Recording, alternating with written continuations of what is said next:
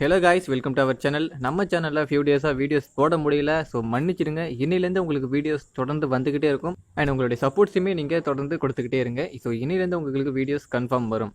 இன்றைக்கான வீடியோவில் நாம ரொம்பவே இன்ஸ்பிரேஷனாக அண்ட் ரொம்பவே மோட்டிவேட்டடாக இருக்கக்கூடிய ஒரு 5 ஸ்போர்ட்ஸ் மூவி தான் இன்றைக்கான வீடியோவில் பார்க்க போகிறோம். இந்த 5 படத்தையும் டவுன்லோட் பண்ணுறதுக்கான லிங்க் நம்ம யூடியூப் சேனலில் இதே போல் ஒரு வீடியோடைய டிஸ்கிரிப்ஷன் பாக்ஸில் கொடுத்துருக்கேன்.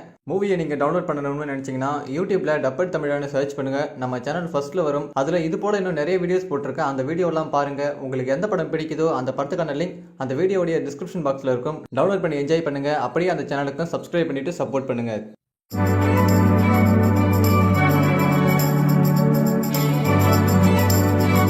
நாம பார்க்க போகிற ஃபர்ஸ்ட் மூவி 2016 ஒரு பயோகிராஃபிக்கல் மூவியாக ரிலீஸ் ஆன பேலே பிரித் ஆஃப் எ லெஜெண்ட். இந்த படத்துடைய ஸ்டோரி என்னன்னா, ரொம்பவே ஏழ்மையான குடும்பத்தை சேர்ந்த ஒரு பையன் ஃபுட்பாலில் பிரேசிலுக்கு உலகக்கோப்பையை வாங்கி தராரு. அவருடைய லைஃப் ஸ்டோரி தான் இந்த படம். பேல் என்ற ஒரு ஃபுட்பால் பிளேயருடைய லைஃப் ஸ்டோரி வச்சு தான் இந்த படத்தை எடுத்திருக்காங்க. One of the best motivated movie. So பார்க்கலன்னா கண்டிப்பாக இந்த படத்தை ஒரு தடவை பார்த்துருங்க. படத்துடைய கிளைமேக்ஸ் தான் சும்மா வேற லெவல். நீங்கள் உங்களையே மறந்து நீங்கள் ஒரு பிரேசிலனா மாறிடுவீங்க. அந்த அளவுக்கு one of the best movie. So பார்க்கலன்னா கண்டிப்பாக இந்த படத்தை ஒரு தடவை பார்த்துடுங்க.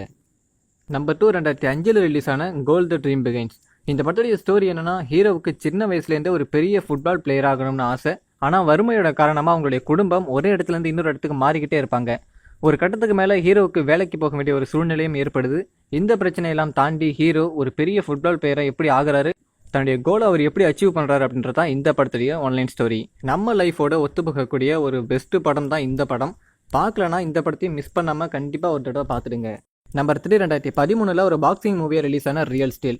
இந்த படத்துடைய ஸ்டோரி என்னன்னா, மனிதர்களுக்கு பதிலாக ரோபோட்ஸ் வச்சு தான் ஃபைட்டிங் வந்து நடத்திட்டு இருக்காங்க. இதில் ஹீரோ வாங்குற ரோபோட்ஸ் எல்லாமே மேட்சஸில் தோற்று போயிடுதுங்க. கடைசியாக ஹீரோடைய பையன் ஒரு பாழடைஞ்ச குடவுனில் மண்ணில் புதஞ்சு கிடந்த ஒரு ரோபோட்டை எடுத்துக்கிட்டு வரான். இந்த ரோபோட்ஸ்க்கு ஹீரோவும் அவருடைய பையன் 2 பேருமே ட்ரைனிங் கொடுத்து நிறைய மேட்சஸில் ஜெயிச்சுக்கிட்டே இருக்காங்க. கடைசியாக ஒரு பிக்கஸ்ட் ஃபைனல் மேட்சஸில் இது வரைக்குமே தோக்காத ஒரு ரோபோட் கூட அந்த ரோபோட்டை மோத விடுறாங்க.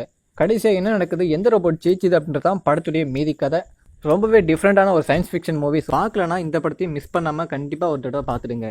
நம்பர் 4 1997 ரிலீஸ் ஆன த சிக்ஸ்த் மேன். இந்த படம் ஒரு என்டர்டைன்மெண்ட் காமெடி மூவி. ஸோ படத்துடைய கதை என்னன்னா, அண்ணன் தம்பி 2 பேர் பேஸ்கெட் பால் பிளேயராக இருப்பாங்க. மேட்ச் விளையாடிட்டு இருக்கும்போதே அண்ணன்காரன் ஒரு விபத்தில் இறந்து போயிடுறான்.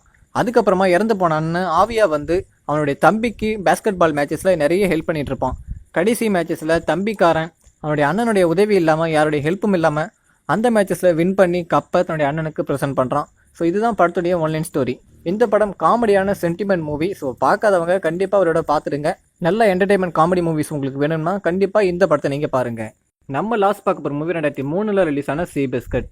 இது ஒரு குதிரை பந்தயம் சம்மந்தப்பட்ட ஒரு படம். படத்துடைய ஸ்டோரி என்னன்னா, சீ பிஸ்கட்ன்ற ஒரு சோம்பேறித்தனமான ஒரு குதிரை ரேஸில் ஜெயிக்குது.